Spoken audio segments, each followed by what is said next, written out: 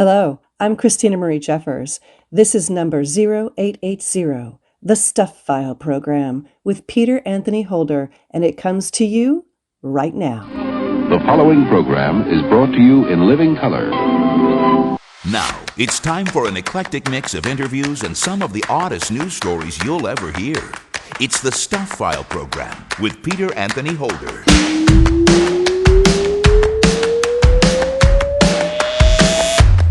Hey there, hi there, ho there! Peter Anthony Holder here with you, and yes, this is indeed another edition of the Stuff File program, number 0880. And coming up on this edition of the Stuff File program, you'll meet Alan R. Warren, who is a best-selling true crime author. His latest book is called Cults, The Interviews, Volume 9. Why is it that people get into cults in the first place? It's usually about life and about death and about how we're going to survive the death, or like what's going to happen to us. And a lot of people fight with that fear throughout their life. And this is kind of an alternative to a mainstream or standard religion that for some reason they didn't take to or they don't believe in. It could be any of the leaders of a cult, David Koresh or any of them. And they get connected with those people and they begin to follow that. And that fills that big void that they feel that they have about life and death. Hartley Klinger is an entrepreneur, internet seller, and the author of 2 books, Fabric Wars and Fabric Wars and More. You'd be surprised at some of what her bestsellers are. We're talking slips, and we're talking the women's old underwear and things like that. Women's underwear, like the old silky ones that go up to the rib cage, the granny panties, they're worth money. I don't know why. It's odd, but I pulled out a handful of better than average used granny panties and I made like $300 on stuff that I paid nothing for. Marc Hartzman, the curator of WeirdHistorian.com, is back with the weird story for June. This one deals with a two-headed man. I knew of Pascal Pignon from my own sideshow researching, but I didn't know the full story of how he lost his second head. And I came across a newspaper headline, which is, I think, maybe the best newspaper headline I've found. This one reads, "Two-headed man loses one head," which is really a brilliant headline. So after that kind of put an end to his career on stage. No one wanted to go see the one-headed man or the man who used to have 2 heads. He had to retire at that point. He was in his 60s by then. At least he survived, even though his career did not. But he returned home to Mexico and went into retirement there. And there's lots and lots of Stuff File news, dad joke theater, Sir Dudley's Poetry Corner, a morning shower thought, and of course, an idiot of the day. The guests later. The person who told you this was show number 0880 was Christina Marie Jeffers, the executive director for Access Humboldt, which includes a station that the Stuff File program is heard weekly on. It's Eureka, California, KZZHLP-FM. Kazaa! Thank you very much, Christina, for doing the guest slate on this edition of the Stuff File program. A show that is listener-supported, fan-funded radio that depends on you for our success. Join us at patreon.com to help make this show an even bigger and better radio experience. Well, let's get right to the stuff.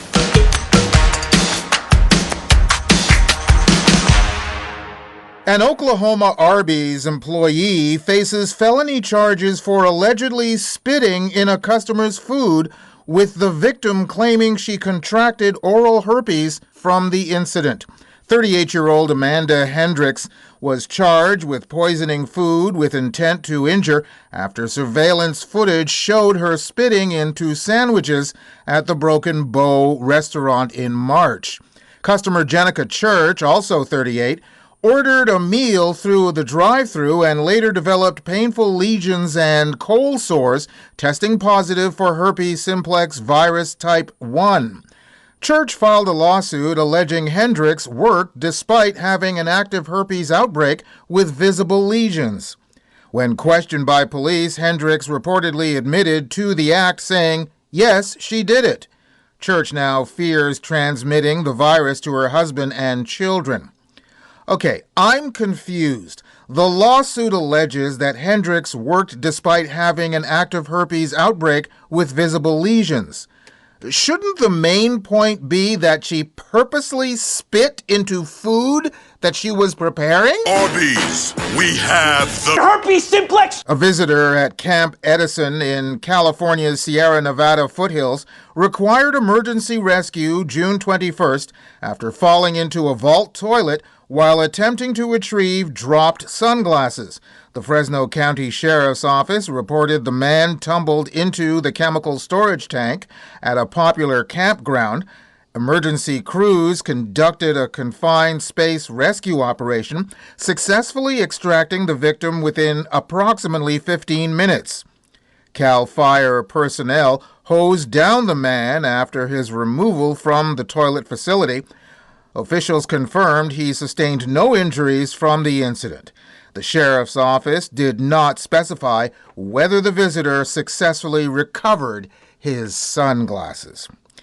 You know, generally speaking, anything I drop into a toilet, I consider lost forever.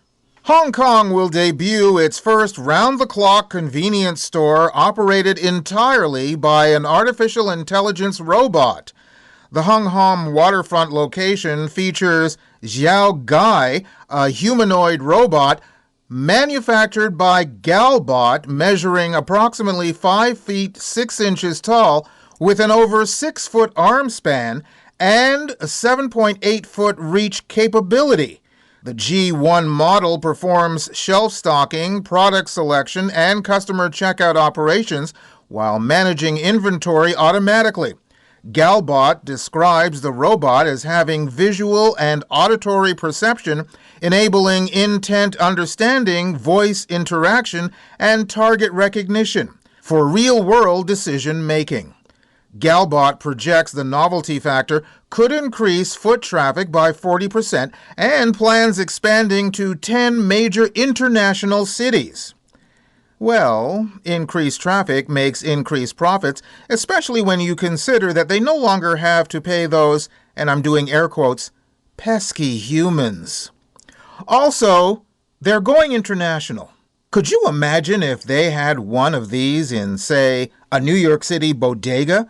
In a split second, like a Formula One pit crew, Xiao Gai would be up on blocks and sold for spare parts. And finally, in this section of Stuff File News, before we get to our first guest here on this edition of the Stuff File program with me, Peter Anthony Holder, and speaking of spare parts, Hungarian authorities arrested a 30-year-old hospital orderly in Budapest on June 17th after discovering he had been storing human body parts at his home and workplace. The National Bureau of Investigation seized skulls, a complete lower leg, a hand, facial skin reconstructed into a human face, and bones stored in a suitcase. A heart preserved in a jar was also recovered, pending testing to confirm its origin. During questioning, the man admitted collecting the remains from abandoned cemeteries in Slovakia and Hungary and through his hospital job. He also confessed to preparing and eating human body parts. Police described him as having a passion for anatomy and animal dissection. He faces charges of illegal use of human bodies, with additional charges possible pending forensic examination. Yikes! Remember Jeffrey Dahmer? Actually, remember the miniseries on TV about Jeffrey Dahmer? It's a sandwich. Thank you. I'll eat it later. Oh, eat it now. Yeah, I'll pass. Anyway, let's get to our first guest here in this edition of the Stuff File program, shall we? Alan R. Warren is a best-selling true crime author with 38 books under his belt. He's also the producer and lead host of the internationally syndicated radio show and podcast called House of Mystery. His latest book is called Cults, The Interviews, Volume 9. Alan joins us from Seattle, Washington via Riverside.com. Hi, Alan. Hey, how you doing? Just tickety-boo. Thanks very much for being on the program with us. The book from the House of Mystery radio show presents Cults, The Interviews, Volume 9.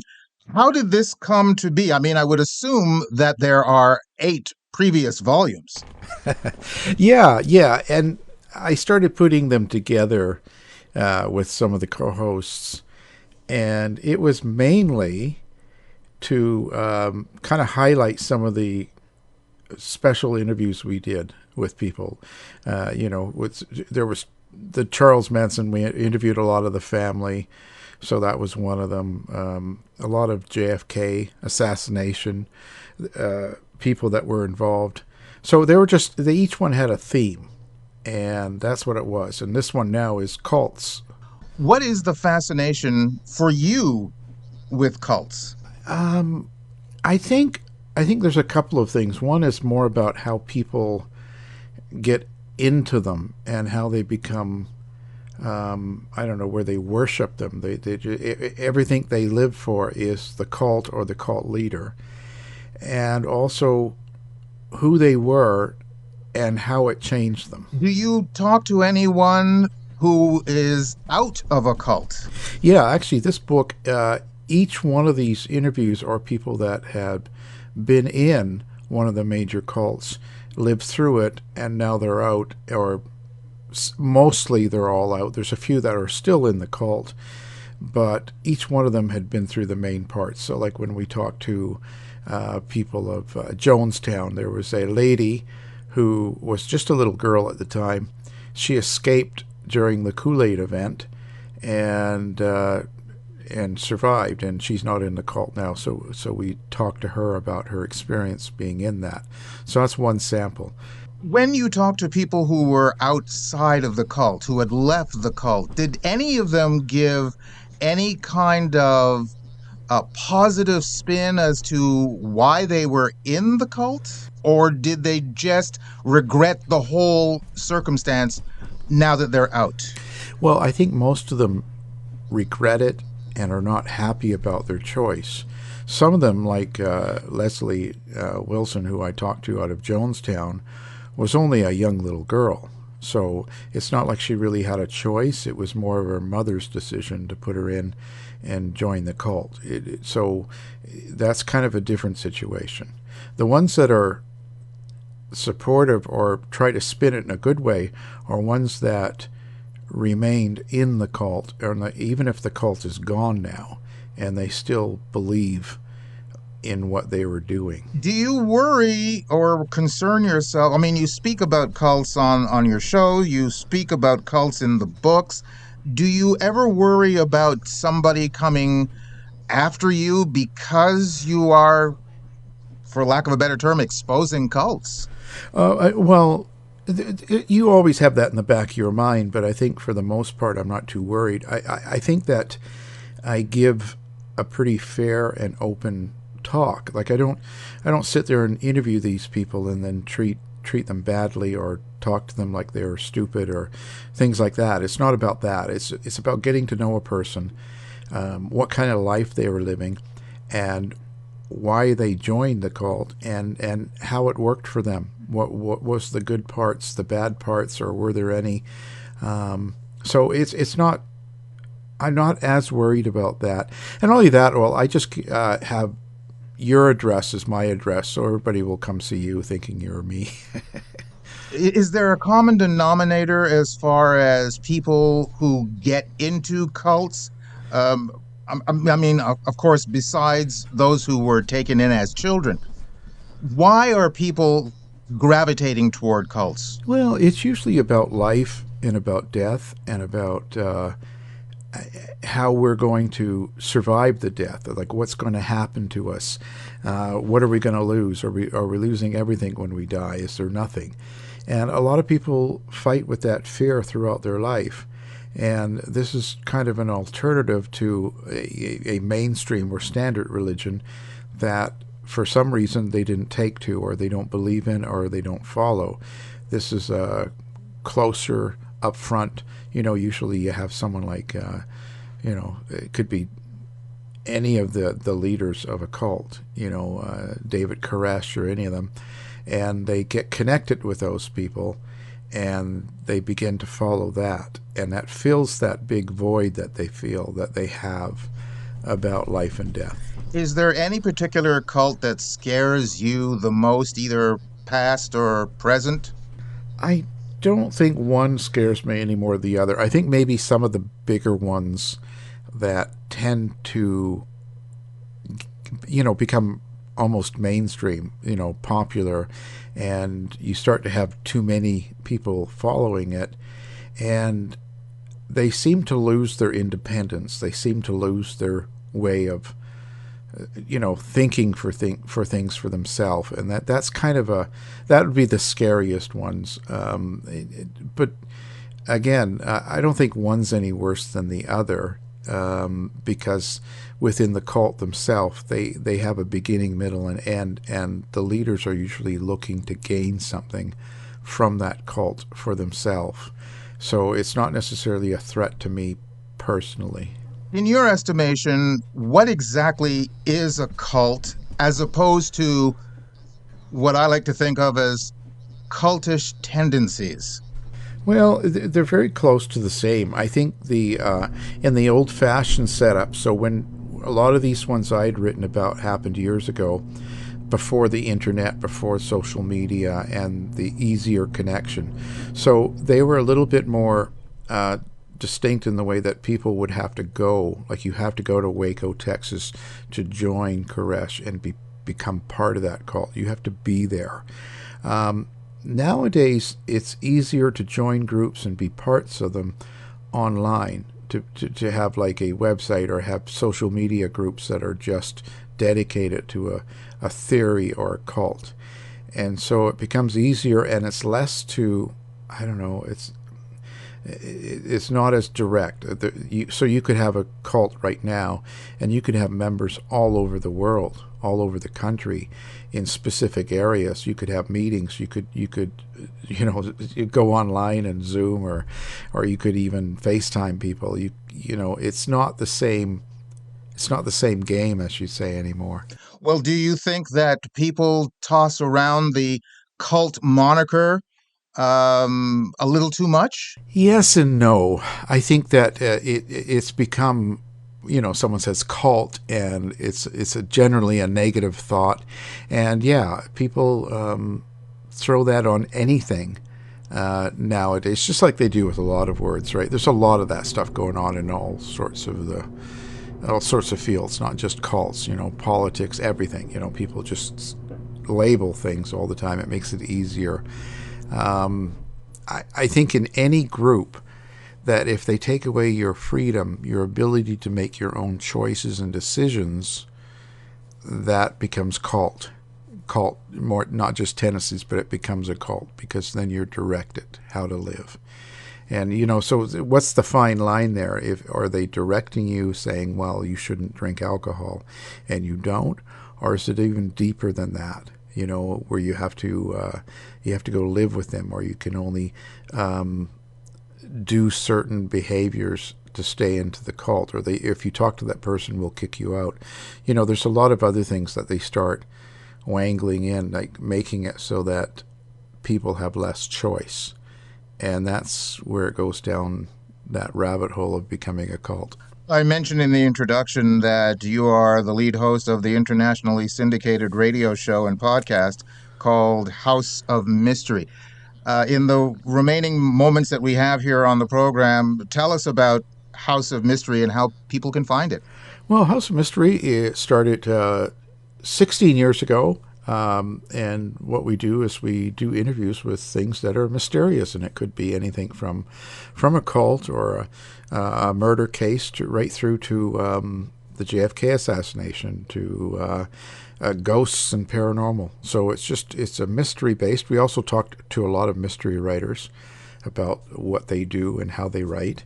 It's found on most platforms. It's syndicated through NBC, so it's on their stations in the West Coast, Seattle and LA. And the day after it airs, it goes up on podcast, and there's YouTube and everything. If you go to alanrwarren.com, or if you go to houseofmysteryradio.com, it's a connected website. It gives you all the platforms, a link to all the shows and interviews. So that's probably the best way. Alan, thank you very, very much for talking to us and being on the program. Again, the book is called Cults.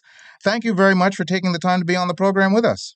Well, thank you. I appreciate it. Alan R. Warren, producer and lead host of the internationally syndicated radio show and podcast called House of Mystery, and author of his latest book called Cults, The Interviews, Volume 9. You can go to our website at thestufffile.com to the page for this show, which is show number 0880, and you'll find links to Alan's website, plus links to either Amazon.com or Amazon.ca, where you can order his book directly. You're listening to the Stuff File program with me, Peter Anthony Holder. And now, Dad Joke Theater. What do you call a belt made of watches? A waste of time! Join us again for another Stuff File program, Dad Joke Theater. There's still more guests, more news, and an idiot of the day coming your way on the Stuff File program. Stay tuned. The Stuff File program is a listener-supported, fan-funded radio show that depends on you for our success. Join us at patreon.com to help make this show an even bigger and better radio experience. Sign up and find out about our rewards program. Being a patron doesn't have to be a long-term commitment. There's absolutely no obligation. You could join today and end whenever you'd like. But the time we have your support would be so greatly appreciated. We'd also love to hear your thoughts about the show and even your ideas for rewards. Join us for the ride. Join us at patreon.com/thestuffileprogram. I'm standing with much love for Canada. Hi, this is Erica M. I love music and supporting Canadian talent. We have world-class musicians, and it feels so good to brag, that artist is Canadian. Let's protect Canadian jobs and support Canadian businesses in the arts. Shop as if your country depends on it.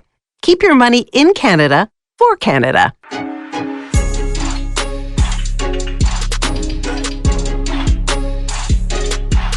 Coming to you from Canada, the land of universal healthcare, colorful money, and the correct spelling of the word theater. This is The Stuff File with Peter Anthony Holder. And still to come on the program, we'll talk to an entrepreneur and internet reseller, plus Marc Hartzman from WeirdHistorian.com has an odd story for the month of June. We also have a Sir Dudley's Poetry Corner, a morning shower thought, and of course an idiot of the day coming your way. But we've got more Stuff All news right here, right now. Rutgers University researchers have discovered alarming genetic mutations in rodents across New York, New Jersey, Pennsylvania, and Washington, D.C. We're cleaning up our city. We're cleaning up this great capital. A study of nearly 300 house mice and brown rats found 5 out of 6 carried mutations in a certain gene, reducing the effectiveness of common exterminator poisons. Over 69% carried additional mutations, conferring full immunity to standard rodenticides. Lead researcher Jinjia Yu noted house mice showed the most mutations, partly because they readily eat unfamiliar foods, increasing poison exposure. Sewer rats, while currently less mutated, are catching up. The findings raise serious public health concerns as rodents transmit dangerous diseases including hantavirus, salmonella, and leptospirosis. Researchers began investigating in 2021 after pest control companies reported declining poison effectiveness. Well, maybe they should take a page out of the mosquito-chasing community. Instead of trying to kill the little rodents, perhaps they should feed them something that makes them sterile. It's not as fast, but it is effective. Thomas Tommy Dono, a 52-year-old Gambino crime family member, allegedly supervised a crew of 10 thieves who stole $1.7 million worth of merchandise from Chanel's Manhattan flagship store on July 13th back in 2024. The 3-hour operation involved entering through a stockroom ceiling hatch with some thieves disguised as construction workers. Surveillance footage showed approximately 300 luxury items being lowered down a fire escape and loaded into a waiting van. Dono, who lost his left arm in a car accident, was identified by his distinctive appearance on security cameras while supervising from a white minivan outside. The former hitman previously served 15 years for his role in the 1998 murder of FBI informant Frank Heidel. He was released in 2021 and pleaded not guilty to grand larceny charges in May, posting $300,000 bond. No merchandise has been recovered since that 2024 heist. So, a one-armed mafia hitman supervised a crew of 10 thieves who stole $1.7 million worth of merchandise. Well, clearly he had a hand in it. A 40-year-old New York woman was fined after stealing a Knicks-themed trash can during the team's championship parade on June 18th. Angie Baez emptied the orange and blue container onto the sidewalk and walked off with it, as captured on video by a J.L. James Evans. Baez returned the can on June 24th and was fined $175 for littering and impeding sanitation operation. James Evans said, "Although I don't condone littering or stealing, in the moment it felt like all the other crazy stuff that Knicks fans were doing." Baez previously served as an executive director at J.P. Morgan Chase, but is no longer with the firm. Well, J.P. Morgan Chase dodged that bullet. Also, may I remind you that the word fan is short for fanatic?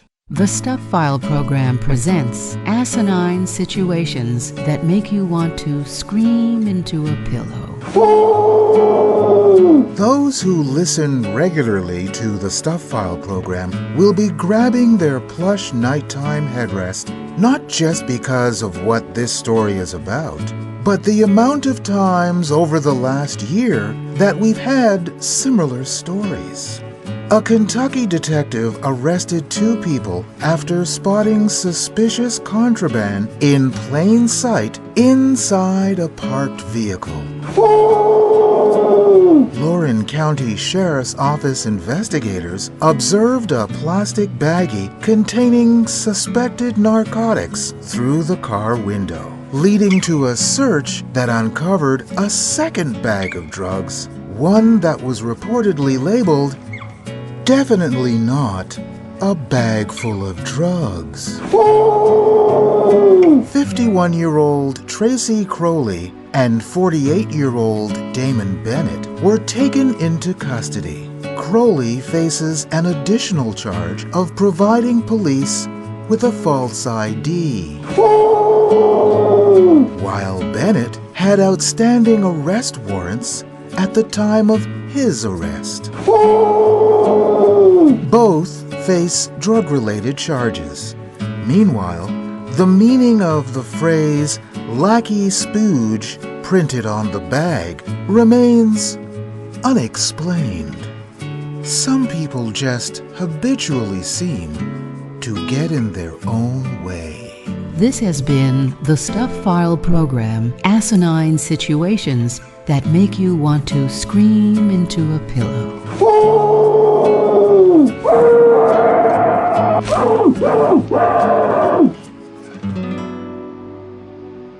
And now, this.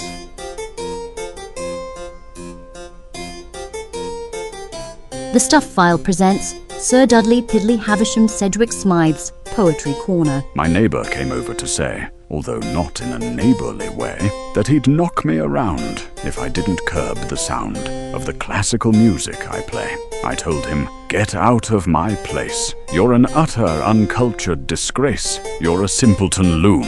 Don't you know a good tune?" Then he walloped me square in the face. And let's get to our next guest here in this edition of the Stuff File program, shall we? Kira Hartley Klinger is an entrepreneur, internet reseller, and the author of Fabric Wars, and also Fabric Wars and More. Kira joins us from Ohio via Riverside.com. Hi, Kira. Hey, how you doing today? Just tickety-boo. Thanks very much for taking the time to do this program with us. I understand that when you first started reselling and when you got the Etsy page, there was a period of time between those two actually periods. How successful were you before Etsy, and what made you continue until you got to Etsy? I started in resale on eBay. eBay was pretty new when I started. It was in its first decade. It started out as a hobby, and then it became something that I wondered if I could do for a full-time job when I found myself divorced at 40, and I was still raising my last child. So I was still working a side job along with buying and selling on eBay for the first 4 years. One of the things that I stumbled on buying and selling was fabric. I didn't know that there was this audience out there for vintage and out of print fabric until I bought it and tried to sell it. So I started to develop this audience for fabric, and it just kind of got a little bit too congested on my eBay page because I will buy and sell literally anything. So that's when I decided to branch off and start the Etsy store. Prior to starting my Etsy shop, I was just buying and selling on eBay. And, I made good money. I still make good money.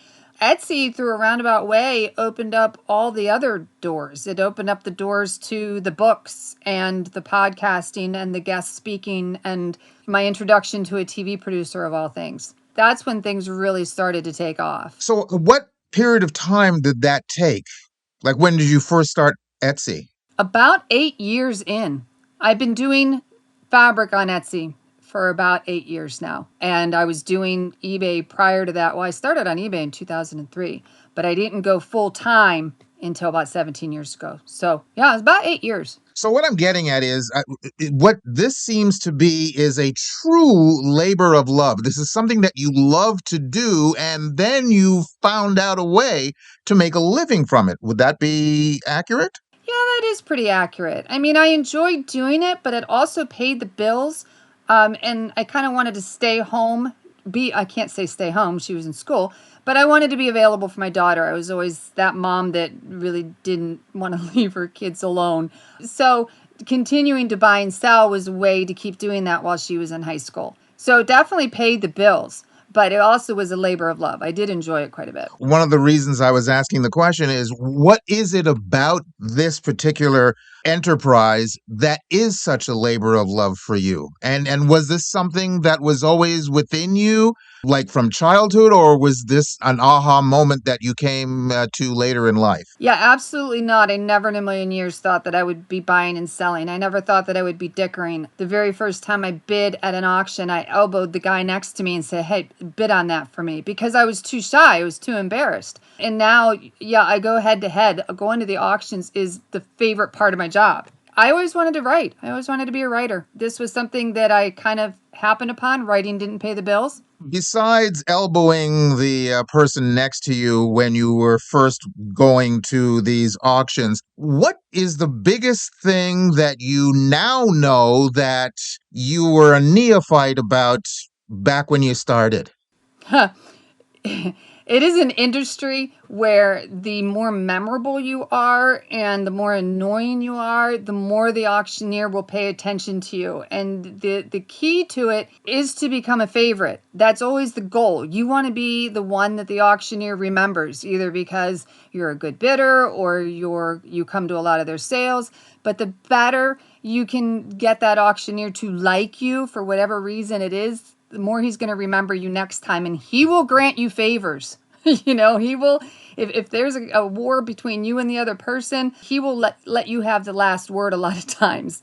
If he thinks there's something you want to bid on and you're not paying attention, he will make sure he is showing it before he closes the bid. So yeah, it's super important to put yourself out there. And now when I go to an auction, I am right in front of the auctioneer and I make sure he remembers who I am.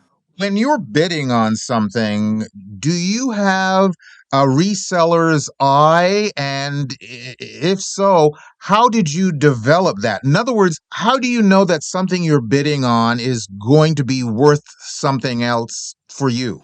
Nowadays, it is so incredibly easy to find these things out. There are a lot of people that show up to auctions that think that buying and selling is easy because we have smartphones. And nowadays, you can take a picture of something with your phone and it will tell you what it is. It will tell you how much it's worth. So it's easier now to know the value of something, but there's still something to be said for having an eye for things. And I think that I've always had an eye for things that I didn't know that I did. And it's kind of for the strange things, because you can't go to a sale and look everything up at the sale. It's just not possible. You have to think to yourself, I think that's worth money, before you even go to look it up. And I buy and sell really weird things. I don't go for the things that all the collectors go for. But, when I first started this, there were no smartphones. We had the internet, but it was dial-up internet. It was painstakingly long to do any kind of listings. So you had to have a knee-jerk reaction towards something when I first started. And I think that, I don't know, it just kind of stuck with me. And I do think that I have a way of picking things out that other people wouldn't look at that's worth money and that I can usually walk away with pretty cheap. What is your weirdest money maker?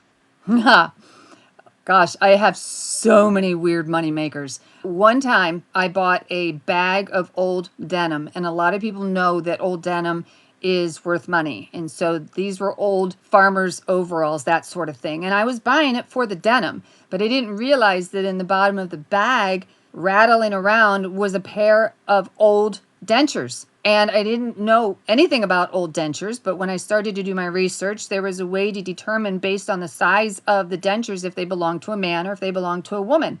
And these belonged to a woman. And so the era that they were from was an era where women didn't typically get the dentures. Men got that sort of thing. Women did not. Women went without if they needed such a thing. So they were worth money, and I had no idea. And I got about $150 for them. No idea. Never found them again. I find gold teeth sometimes, but everybody knows that there's value in gold, so you don't have a chance against that.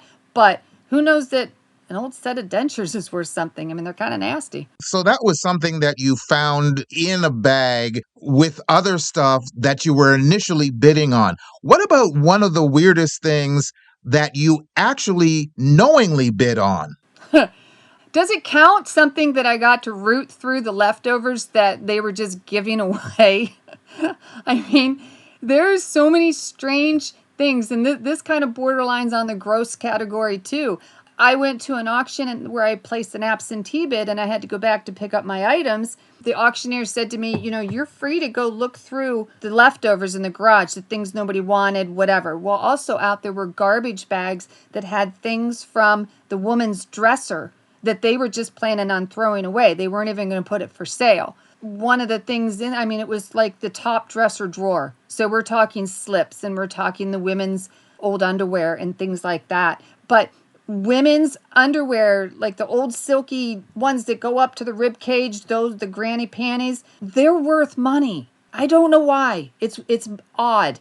But I pulled out a handful of better than average used granny panties and I made like $300 on stuff that I paid nothing for. Now, since then, eBay has changed up some of the regulations. They keep changing their mind whether or not they're going to allow people to sell used undergarments. So currently, I don't know if you can do that, but I can tell you that I have seen brand new pairs of these women's underwear go for $500 a pair. You've written 2 books, and I'm just wondering, did you write them because you wanted to share your story, or did you want to write them because it would be helpful for other people, which, let's be honest, would in turn be your competition? And that's very true. And honestly, it's a little bit of both. I don't worry too much about competition because the market's always changing. And again, I'm the person that looks for the really strange things. I'm the person that waits till the end of the auction and buys the leftover boxes and finds things in those boxes that are worth money. So there's a lot of potential out there to make money for everybody. I don't compete in the high collectible arenas. So I don't worry too much about that. I wrote the books because I started to write essays on my Etsy pages along with the listings about where the item had come from, or something funny about the competition, or something ludicrous that the auctioneer did. I just started to write anecdotes and essays, and my Etsy customers started to tell me that they wanted a full-length book, that they wanted to know the full story. So that's kind of how the books came about. My audience basically found me. Now that you've written the books and now that you're, giving away some of your expertise, do the auctioneers or your competitors now, are they on to the idea that, oh, she's making money from stuff that is just given away? Yeah, right? Luckily, like I said, I'm in like this rural area, and I use code names for all my competition and for the auctioneers. There's Krabby Patty and there's Thieving Thelma and Playboy Pete. Everybody has like a code name. But I have been confronted before. Somebody found me in an auction and asked me, "Hey, did you write Fabric Wars?" And I was, I'm an author. Well, yes, I did. And she looked at me and she says, "I know who everybody is in that book." And so then at that point, you just kind of want to slink away, because I don't know how the auctioneers would feel about getting called out. I did have to tell one auctioneer, though, that he was in a book because the producer that had found me wanted me to tape video footage while I was at an auction. So I kind of had to ask permission so I didn't get thrown out. But yeah, there's enough auctions for everybody, to be quite honest. It has not affected me negatively yet. But I am also hoping to retire one day. I'm 58. So after that, yeah, come and get it. Because I want to be done at some point.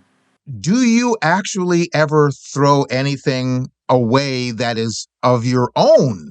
Or do you sell it? Oh, gosh.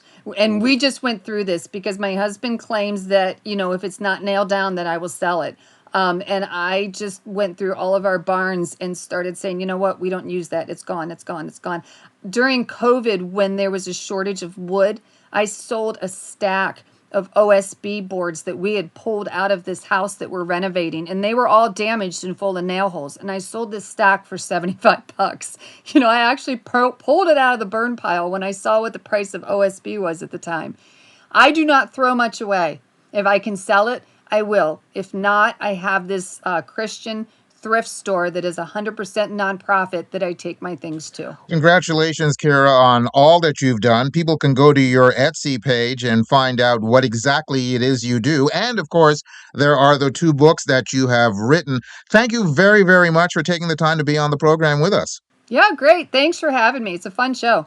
Kira Hartley Klinger, entrepreneur, internet reseller, and the author of 2 books entitled Fabric Wars and also Fabric Wars and More. You can go to our website at thestuffile.com to the page for this show, which is show number 0880, and you'll find links to Kira's Etsy page, plus links to either Amazon.com or Amazon.ca, where you can order her books directly. You're listening to the Stuff File program with me, Peter Anthony Holder. Giving you something to think about. This is Morning Shower Thoughts. If you get out of the shower clean, then how does your towel get dirty? Morning Shower Thoughts from the Stuff File program. Got something for the mailbag? Drop Peter a line. He'd love to hear from you. Send your email to mailbag@thestufffile.com. And remember, stuff is spelled S-T-U-P-H. That's mailbag@thestufffile.com. Or catch up with him on Twitter or Facebook. There's more Stuff File coming your way in just a few moments. The Stuff File program is everywhere on several stations and on several platforms, including YouTube. The YouTube handle is youtube.com/@PeterAnthonyHolder-StuffFile. That's kind of long-winded, isn't it? Just go to YouTube and type out my name, Peter Anthony Holder. On YouTube, you'll find interviews, short vertical videos, and more. There's a lot to check out. Again, that's youtube.com/@PeterAnthonyHolder-StuffFile. Oh, for the love of God, just go to YouTube and type in my name. Coming to you from Canada, a place where fighting is frowned upon, unless it's on an ice rink. This is the Stuff File program with Peter Anthony Holder.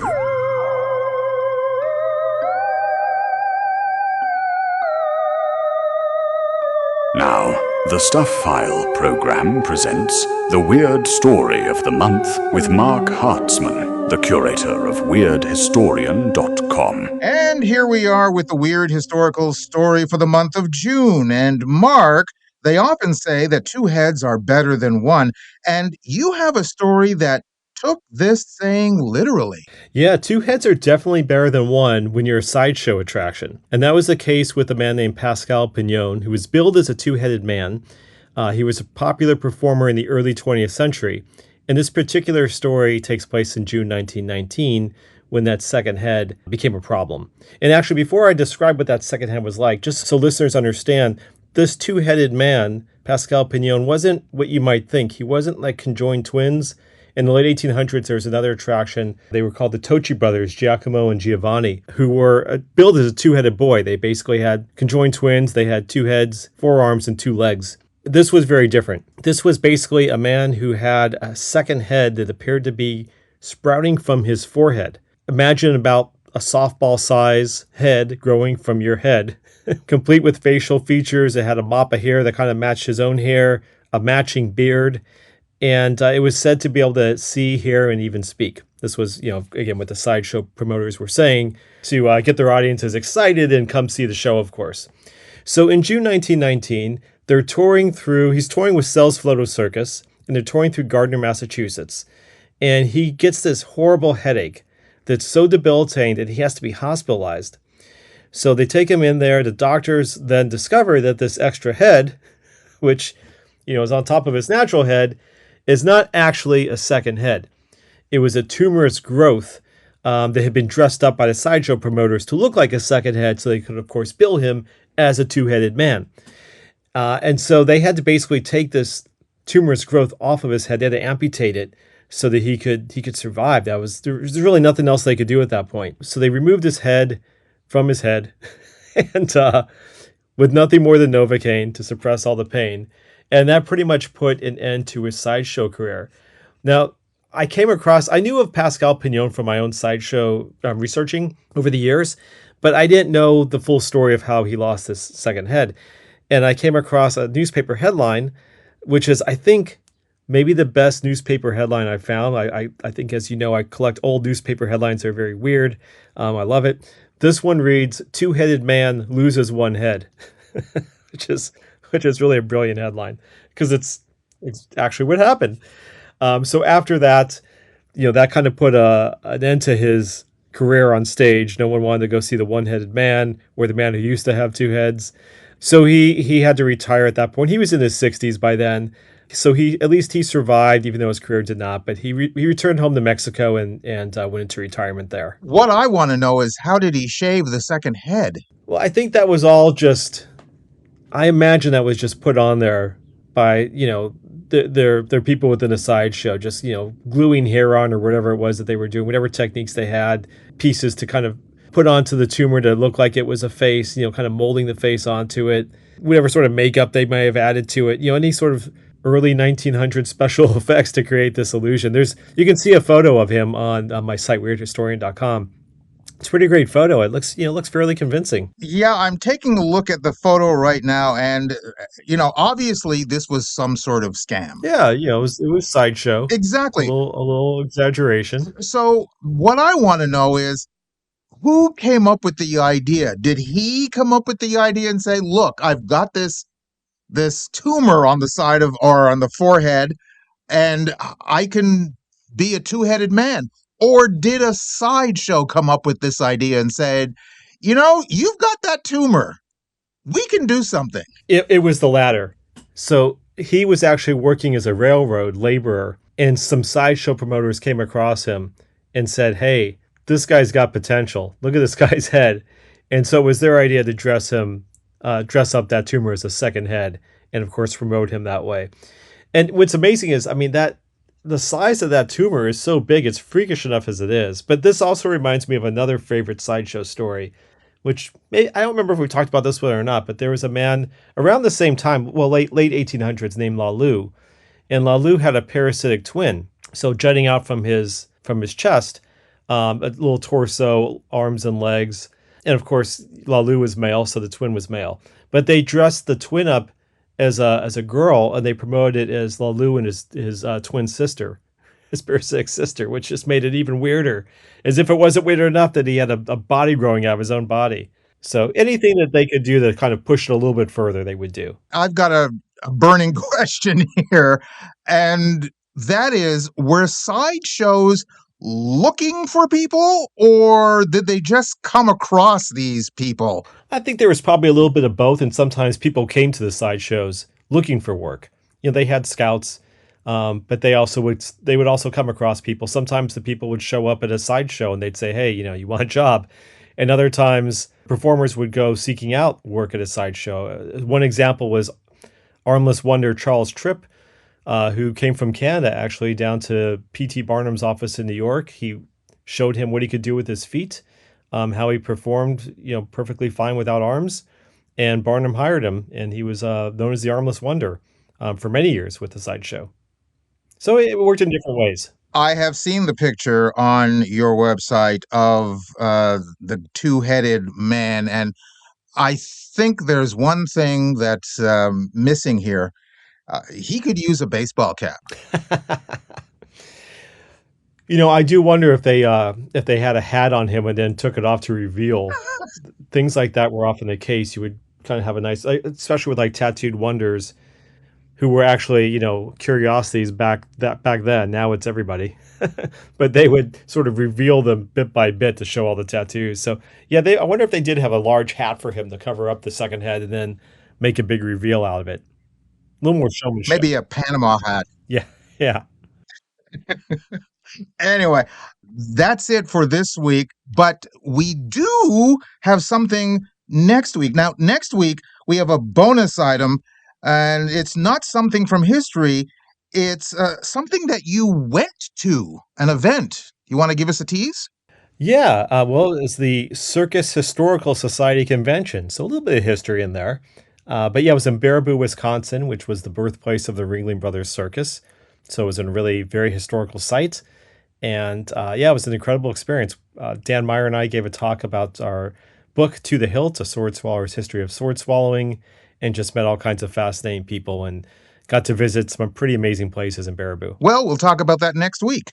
And in the meantime, thank you very much, Marc. Yeah, thanks for having me. Marc Hartzman, the curator of WeirdHistorian.com and also the publisher at CuriousPublications.com. He's the author and curator of several books. A couple of them are, and first, since we were talking about sideshows, is American Sideshow, an encyclopedia of history's most wondrous and curiously strange performers. And the second one is We Are Not Alone, the extraordinary history of UFOs and aliens invading our hopes, fears, and fantasies. You can go to our website at thestuffile.com, check out the show number for this program, which is show number 0880, and you'll find the link to Marc's site, plus links to either Amazon.com or Amazon.ca, where you can order his books directly. You're listening to the Stuff File program with me, Peter Anthony Holder, and we're just about out of racetrack here on this edition of the Stuff File program. We do have an Idiot of the Day coming your way a little later on, but I've got a couple more Stuff File news stories to share with you right here, right now. Said Harry Heisman, I have dreamed of doing this since I was a young child. The dream is a particularly long one, considering he is 98 years old. What this is, he wing-walked on a Boeing Stearman biplane flying over Cambridgeshire, England, at an altitude of over 1,000 meters or 3,280 feet, and was certified by Guinness World Records as the oldest ever wing walker. I have a feeling that's not going to be broken. And what childhood dream are you still putting off? Yeah. An 84-year-old Florida man is suing Waffle House, claiming a restaurant window advertisement distracted him before a serious fall. Edward Bowles of Bartow alleges he tripped outside a Polk County location on April 17th of last year after noticing a large promotion for a limited edition strawberry shortcake waffle. His lawsuit claims the curb was unusually high, poorly maintained, and unpainted. Bowles suffered severe and permanent injuries after falling face first. His legal team argued it would be disingenuous for Waffle House to suggest that Mr. Bowles should have been watching where he was walking when it was Waffle House who distracted his attention. Bowles is seeking damages, costs, interest, and a jury trial. Waffle House has not publicly responded. And why would they have to?